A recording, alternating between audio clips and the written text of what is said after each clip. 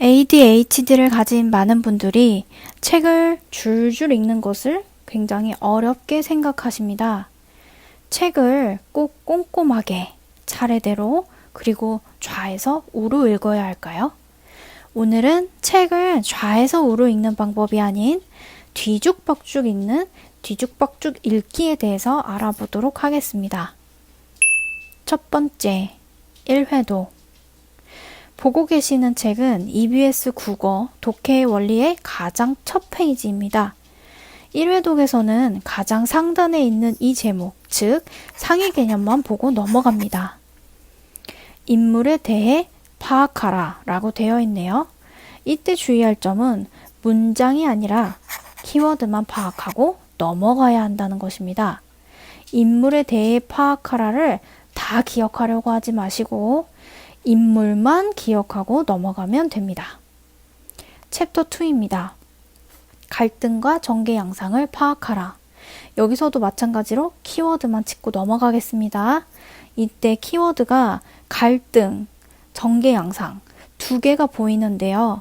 저의 경우는 갈등 하나만 기억하고 넘어가겠습니다. 두 개도 가능하신 분들은 두 개까지 기억하셔도 되지만 뒤로 갈수록 까먹을 확률이 크기 때문에 추천드리지 않습니다. 한 개만 해도 충분합니다.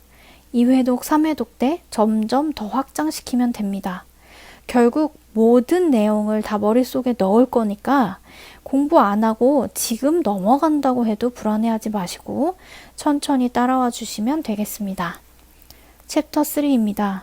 사건과 구성 방식을 파악하라. 여기서도 키워드 한 개만 뽑습니다. 사건이 적당할 것 같네요. 챕터 4는 배경과 소재에 주목하라. 여기서는 배경. 챕터 5 시점과 서술 방식을 파악하라. 여기서는 시점. 챕터 6 여기서는 주제를 키워드로 잡겠습니다. 이렇게 이 책의 주요 상위 개념 6개를 벌써 다 봤습니다. 혹시 기억나시나요? 첫 번째는 인물이었고요. 인물, 갈등, 사건, 배경, 시점, 주제 이렇게 6가지였습니다. 한 번 보고 기억이 난다면 ADHD가 아니겠죠. 네, 만약에 챕터 1이 기억이 안 난다면 다시 그 부분으로 넘어갑니다. 인물이었네요. 챕터 2는 갈등, 챕터 3는 사건 이렇게 쭉쭉쭉 나갑니다. 그런데 여기서 잠깐 다른 영상에서 암기를 하려면 질문, 이미지, 감정 등을 떠올려야 한다고 말씀드렸는데 지금이 바로 그 타이밍입니다. 인물, 갈등, 사건, 배경, 시점, 주제라는 이 6가지 단어에 이미지를 떠올리시든지 질문을 하시든지 아무거나 상관없습니다. 저는 챕터 2에서 3로 넘어갈 때 갈등과 사건이 어떤 차이가 있는지 되게 궁금하더라고요. 이렇게 질문이 떠올랐다면 다시 그 부분에 가서 책을 자세히 읽어봅니다. 이렇게 내 마음속에 질문을 품고 책을 읽으면 어떨 것 같으세요? 그저 텍스트를 줄줄 읽어나가는 거랑 갈등은 뭐고 사건은 뭐지? 라는 궁금증을 가지고 책을 읽는 것. 당연히 궁금증을 가지고 그것을 풀어나가듯이 책을 읽는다면 그 과정에서 나도 모르게 주의 집중이 되겠죠. 또 한 가지는 우리가 학교에서 소설을 배울 때 인물, 사건, 배경이라는 말을 많이 듣게 됩니다. 이 책은 1, 3, 4번이네요. 2번에다가 갈등만 넣어주면 인물, 갈등, 사건, 배경 이렇게 4개가 금방 기억하게 되겠죠.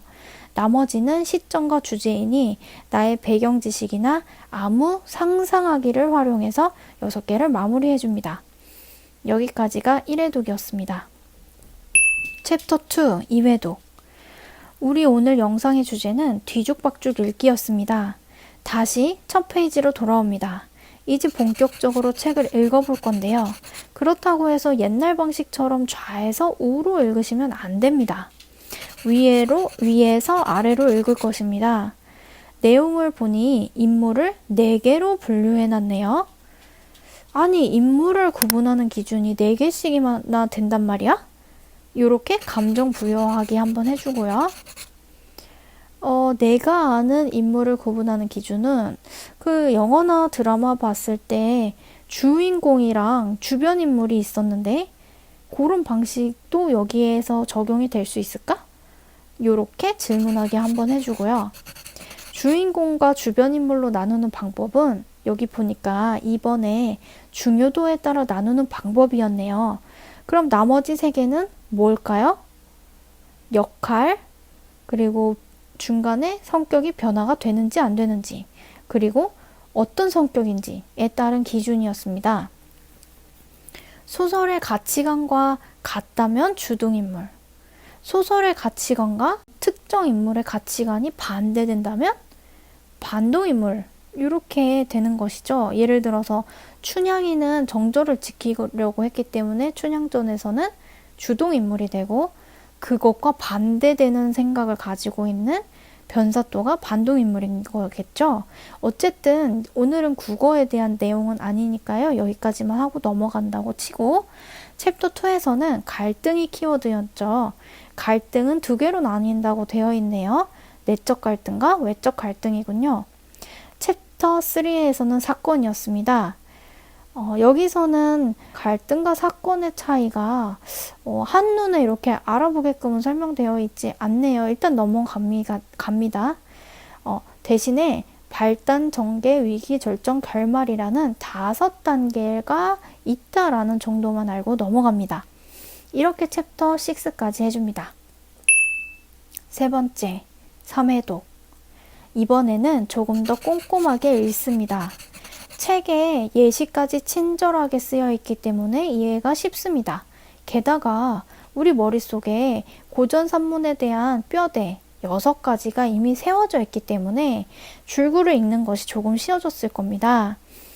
만약에 처음부터 줄줄 차례대로 책을 읽는다고 생각을 해보세요. 그것보다는 아마도 지금 제가 제시드리는 이 방법이 도움이 될 거라고 생각합니다. 이렇게 5회독, 10회독까지 본인이 필요한 만큼 늘려나가면 되는 겁니다. 여기서 주의해야 될 점 첫 번째, 상위 개념과 하위 개념을 잘 구분해야 된다는 것입니다. 1회독에서 했던 그 6가지 키워드들이 상위 개념입니다. 상위 개념은 한 페이지에서 가장 큰 글씨를 가진 부분, 즉 목차에 해당하는 부분입니다. 이 6가지 상위 개념을 바구니를 하나씩 만들어주는 겁니다. 그러니까 인물 바구니, 갈등 바구니, 사건 바구니, 배경 바구니, 시점 바구니, 주제 바구니, 이렇게 6가지 바구니를 1회독 때 우리가 만들어주는 거죠. 그리고 2회독 할 때 이 바구니에 조금씩 그 내용을 더 추가해 주는 거죠. 인물 바구니에는 뭐가 들어가야 되죠? 몇 개가 들어가야 되죠? 4개가 들어가야 되죠? 중요도에 따라서, 그리고 역할에 따라서, 성격이 변화하는지에 따라서, 그리고 성격에 따라서 이 4가지 기준이 있었잖아요. 요거를 인물 바구니에다가 집어 넣어줍니다. 그럼 3회독 할 때는 내용이 더 들어가 있겠죠? 주동인물, 반동인물, 주변인물, 주요인물, 뭐 이런 식으로 말이죠. 이 책이 6개의 챕터로 나눠져 있으니까 바구니도 총 6개를 만들어줘서 회독이 거듭될수록 그 안에 있는 내용들이 추가될 수 있도록 해주는 겁니다. 항상 영상마다 강조드리고 있는 거지만 공부할 때는 오늘 이거 1개만, 혹은 오늘 이거 6개의 핵심 단어만 6개만 한다는 마음으로 차근차근 풀어나가야 합니다.